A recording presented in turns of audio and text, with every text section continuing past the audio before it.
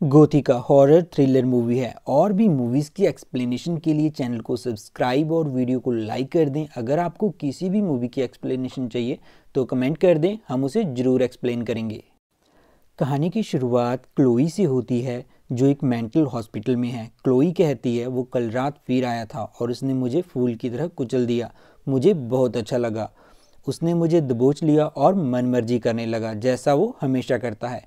तुम्हें लग रहा है मैं अपने सौतेले पिता के बारे में बात कर रही हूँ क्योंकि तुम शैतान पर विश्वास नहीं करती हो। डॉक्टर मिरांडा कहती है अपने सौतेले पिता के बारे में बताओ। क्लोई कहती है तुम्हें उसके बारे में सब पता है, मैंने उसका गला काटकर उसे मार दिया। प्रॉब्लम तुम्हारे दिमाग में है, तुम नहीं जानती। जब तुम्हारा कोई यकीन नहीं करता तो कैसा लगता है। मिरांडा कहती है तुम्हें मुझ पर यकीन करना होगा क्लोई। क्लोई कहती है तुम ऐसे किसी पर यकीन नहीं कर सकती जो तुम्हें पागल समझता हो। फिर क्लोई चिल्लाने लगती है और अपने आपे से बाहर हो जाती है और कुछ गार्ड उसे पकड़कर बाहर ले जाते हैं। उसके बाद डॉक्टर मिरांडा डॉक्टर डग से मिलती है जो उसके हस्बैंड है। वो कहता है क्या बात है। मिरांडा कहती है क्लोई वो रेप के सदमे से बाहर नहीं निकल पाई है। उसका कहना है जेल में कोई शैतान उससे मिलने आता है। डग कहता है उसे थोड़ा वक्त दो। याद रखो किसी के दिल के दर्द को मिटाना इस दुनिया का सबसे मुश्किल काम है। फिर वो उसे किस करता है।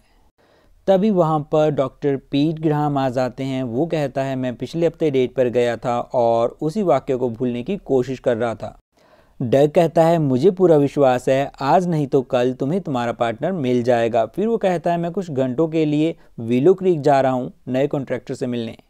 और जाते हुए पीट से कहता है मेरी बीवी का ख्याल रखना। फिर मिरांडा अपने ऑफिस में कुछ काम करती है, तभी लाइट चली जाती है। उसके बाद वो स्विमिंग करने जाती है। फिर वो बाहर आ जाती है और बारिश हो रही होती है। तभी पीट वहाँ आता है और उसे कार तक छोड़ देता है। फिर वो अपने घर के लिए निकल जाती है पर आगे रास्ता खराब होता है। पुलिस वाला उसे बताता है कि ब्रिज के रास्ते से चली जाओ। फिर वो डग को कॉल करती है और उससे पूछती है कि तुम घर पहुँच गए या नहीं, और उससे कहती है बारिश की वजह से रास्ता बंद है, मुझे आने में देर होगी। और विलो क्रीक का क्या हुआ। डग कहता है बारिश की वजह से काम रुक गया, पता नहीं कब शुरू होगा। तभी ब्रिज पर उसे अपनी गाड़ी के सामने अचानक से एक लड़की दिखाई देती है और उसकी गाड़ी का बैलेंस बिगड़ जाता है और वो पेड़ से टकरा जाती है। फिर वो वापस आती है, उस लड़की को देखती है और उससे कहती है मैं एक डॉक्टर हूँ, मैं तुम्हारी हेल्प करूँगी। फिर वो लड़की अपने दोनों हाथ मिरांडा के सिर पर रखती है और उसके हाथों से आग निकल रही होती है। उसके बाद जब मिरांडा की आंख खुलती है तब वो एक सेल में होती है और सभी उसे पागल समझ रहे होते हैं। फिर पीट वहाँ आता है। वो उससे कहता है मिरांडा हालात बदल चुके हैं, टेक्निकली मुझे तुम्हारा इलाज नहीं करना चाहिए पर मैंने कोर्ट से तुम्हारा इलाज करने के लिए परमिशन ले ली है। मिरांडा कहती है मैं कितने दिनों से यहाँ पर हूँ। पीट उसे बताता है पिछले 3 दिनों से, और तुम्हें बांध कर रखा गया था ताकि तुम खुद को जख्मी न कर लो। फिर वो मिरांडा से पूछता है कि तुम्हें हादसे से पहले क्या याद है। तब वो उसे सब बताती है जो उसे याद है और वो कहती है मुझे ब्रिज पर एक लड़की मिली थी और मेरी गाड़ी का एक्सीडेंट हुआ था। पीट कहता है वहाँ कोई लड़की नहीं थी, बताओ तुम्हें डग के बारे में लास्ट कौन सी बात याद है। मिरांडा कहती है तुम मुझसे डग के बारे में क्यों पूछ रहे हो, मैं तुम्हें उस लड़की के बारे में बता रही हूँ ना। तब पीट उसे बताता है कि डग अब नहीं रहा और तुमने उसे मार डाला। फिर मिरांडा जोर से चिल्लाने लगती है और कहती है मैंने डग को नहीं मारा। फिर इरीन उसे इंजेक्शन लगाकर शांत कर देती है। फिर मिरांडा क्लोई से मिलती है जहाँ पर सारे पागल होते हैं। देन क्लोई उससे कहती है तुम यहाँ पर डॉक्टर नहीं हो, अगर तुम सच भी कहो तो कोई नहीं मानेगा। जब मिरांडा अपने सेल में होती है तब वो उठती है और सेल के डोर ग्लास पर कोई लिखता है नोट एलोन, और वो डर जाती है क्योंकि वहाँ कोई नहीं होता। फिर नेक्स्ट डे इरिन आती है, उसे दवाई देती है और नहाने के लिए ले जाती है। जब वो नहा रही होती है तब उसे वही ब्रिज वाली लड़की वहाँ पर दिखाई देती है और वो उसके हाथ पर चाकू से वार करती है। उसके बाद मिरांडा से उसका वकील टैडी मिलने आता है और वो उससे कहता है सारे सबूत तुम्हारे खिलाफ है, हमें तुम्हें पागल साबित करना होगा, यही एक रास्ता है। फिर शेरिफ रियान वहीं उससे मिलने आता है और वो डग का दोस्त है और उसे पिक्स दिखाता है और कहता है देखो तुमने कितनी बेरहमी से उसे मारा है। और उसमें एक तस्वीर पर नॉट एलोन लिखा होता है और जब वो अपने हाथ की पट्टी उतारती है तब उस पर भी नॉट एलोन लिखा होता है। फिर मिरांडा फिल से मिलती है और कहती है मेरे साथ वहाँ कोई और भी था और नॉट अलोन साइन का यही मतलब है। पीट कहता है कौन था तुम्हारे साथ? मिरिंडा कहती है मैं नहीं जानती। तभी उसे वहाँ पर एक तस्वीर दिखती है और वो कहती है ये वही लड़की है जो मुझे ब्रिज पर मिली थी। देन फिल कहता है ऐसा नहीं हो सकता, ये मेरी बेटी रेचल है और वह 4 साल पहले मर चुकी है, उसने सुसाइड किया था। जब मिरांडा अपने सेल में होती है देन उसे कुछ आभास होता है कि वहाँ पर कोई है। देन वो कहती है मैं साइंस पर विश्वास करती हूँ, भूतों पर तो बिल्कुल भी नहीं, और अगर तुम रेचल हो तो तुम मुझे यहाँ से निकाल सकती हो।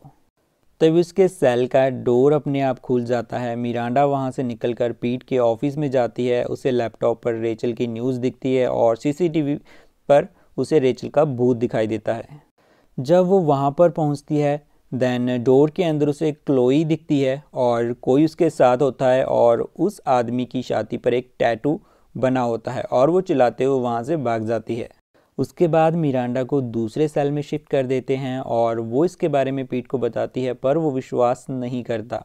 फिर जब वह क्लोई से इसके बारे में पूछती है तब क्लोई उसे बताती है कि उसने कहा अब तुम्हारी बारी है।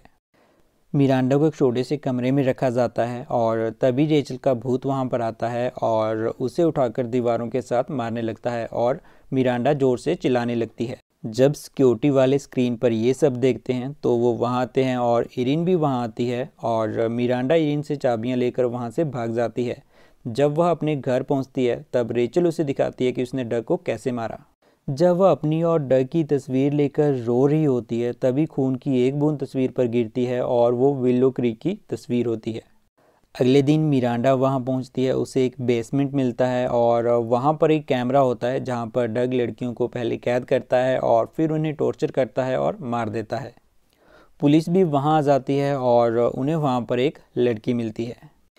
फिर पुलिस स्टेशन में मिरांडा से मिलने फिल आता है और वो कहता है हमने ऐसा कभी नहीं सोचा था कि डग ऐसा भी कर सकता है। मिरांडा कहती है धोखा खाने वाले तुम अकेले नहीं हो फिल।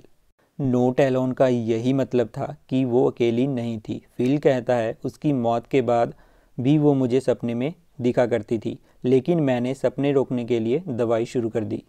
मिरांडा कहती है किस तरह का सपना? फिल कहता है वो आग में झुलस रही थी, वो बहुत दर्द में थी और मैं उसे बचा नहीं पाया। मिरांडा कहती है मैंने भी उसे ठीक इसी तरह जलते हुए देखा था, ठीक आग में जलते हुए।